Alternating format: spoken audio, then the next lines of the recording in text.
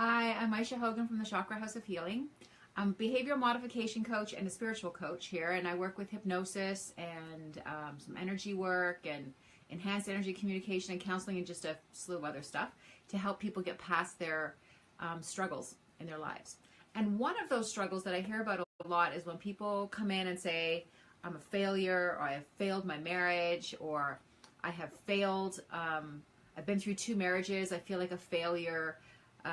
You have to realize that that's really not the case. You may have done some stuff and they may have done some stuff and that ended the relationship. But here's the thing. When they came up with that vow of till death do us part, people were only living at that time. So when they said till death do us part, people's life expectancy was only 25 or 30 years old. They weren't living until they were 90 and 95. It takes a lot to get through a marriage from, let's say, if you got married in your 20s or mid 20s, early 30s to like when you're 70, 80 years old. And granted, there are some wonderful marriages that last that long and God love you. Like, seriously, good for you. But you ever had those friends and friends come into your life and they're in your life for a year or two and then they're not. And it's not because you guys had an argument and it's not because you don't like each other anymore. It's just, it fizzled out. You were like the best of friends and then things fizzled out, right? It happens. Sometimes people come into our lives to serve a purpose.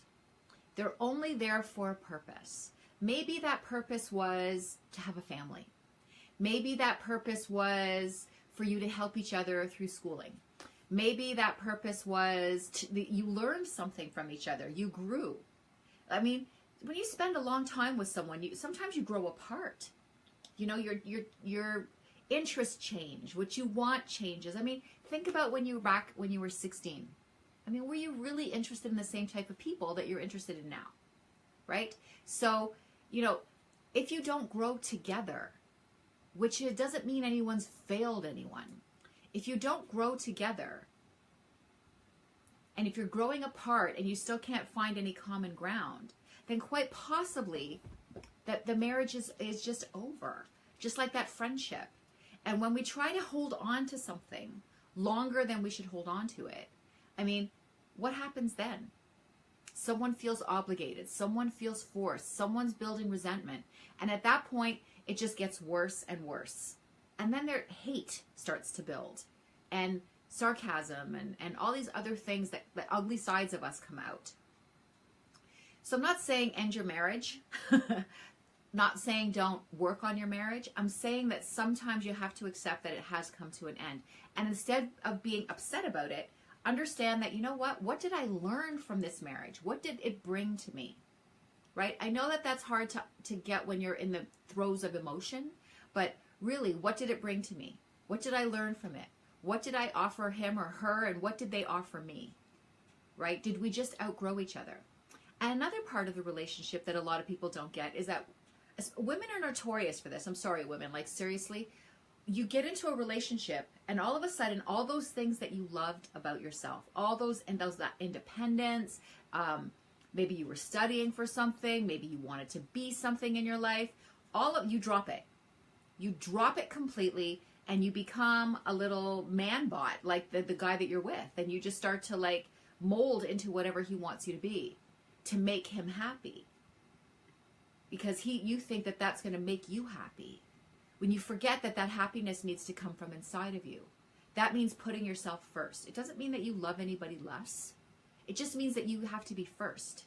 Not last, but first. Right? What were you doing when he was attracted to you? Clearly that person was attracted to you for a reason. It could have been that independence that you gave up. Maybe it was all the stuff that you were doing with your life. Maybe because you weren't quite so easy to get, right? You weren't just there and convenient. So maybe you have to understand that, you know, sometimes men do love bitches. And I'm not talking about, you know, being nasty. I mean, keeping your independence, remembering who you are and not giving that up. And neither should men do that for women. Remember who you are, right? Yes, you respect each other. Yes, you don't betray each other. Yes, you are loyal to each other. And yes, you are friends and all of that wonderful stuff. But you don't forget who you are. You don't drop all the things that you love to do. because truly those were the things that attracted you to each other. So you have to try to remember those things.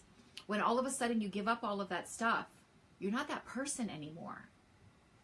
You know, and if you're not that person anymore, then, you know, how do you keep that alive?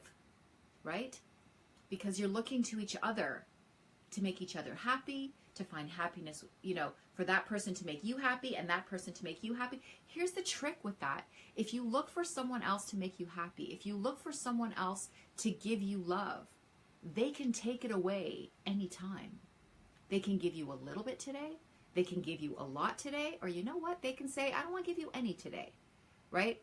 It's like Don Miguel Ruiz says in Mastery of Love. It's like the drug addict and the provider. Right? It's like, I need love, so I'm going to do all this stuff. I need happiness, so I'm going to do all this stuff to try and get it. So you really have to just make yourself happy. You need to love yourself. You need to see, what is this relationship? You know, what am I learning from it? What is it bringing to me? And also not standing in someone else's shadow. So that's a little bit what we talked about. Remembering, I like to think about it like two trees, right? Two trees in the forest. So there's a tree here and there's a tree here. So this is the man tree and this is the woman tree, or the woman, man, whatever your relationship is. So here's your relationship. This one's growing on its own and this one's growing on its own. And under the ground are all the roots, right? And what are those roots? Those roots are friendship, compassion, support, love, understanding, right? Communication. All of those facets of the relationship are those roots. And up here, where all the leaves are and everything, and the fruit, this is where you get to share what you've accomplished in your life. So this is not, the relationship is not this, it's this, right? So you are still growing in your own way. You still have your own dreams. You still have your own hopes and wishes and desires in your life. So you have to remember to keep those. So if you fail a marriage, or if you feel like you failed because your marriage is over, you are not a failure.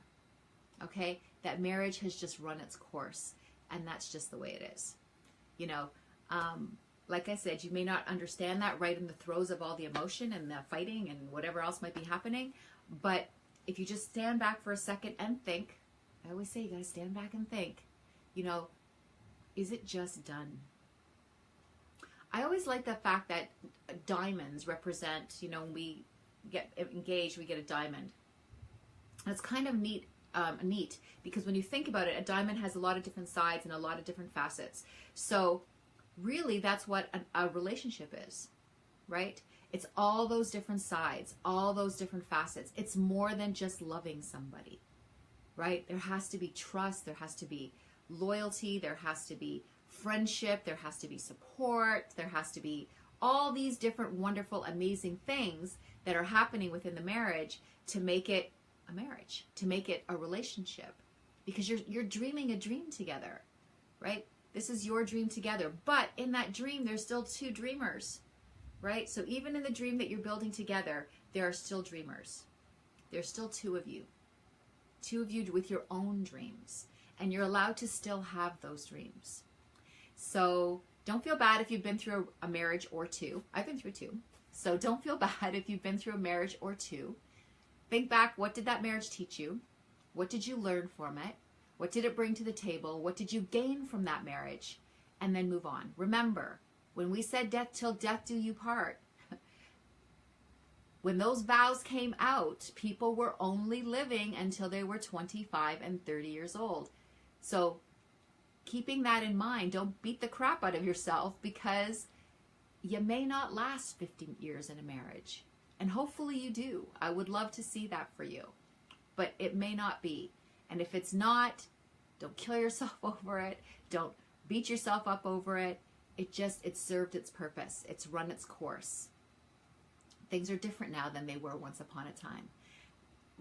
The world is a different place, right? So anyways, that's my little tip for the day. And it's just basically, what are you learning from your marriage? Are you still letting yourself grow? Is your partner still letting themselves grow? Support them if they're not. Help to guide them, you know, if that's what they want. So enjoy your lives together, or enjoy your lives apart. Talk to you soon. Bye-bye.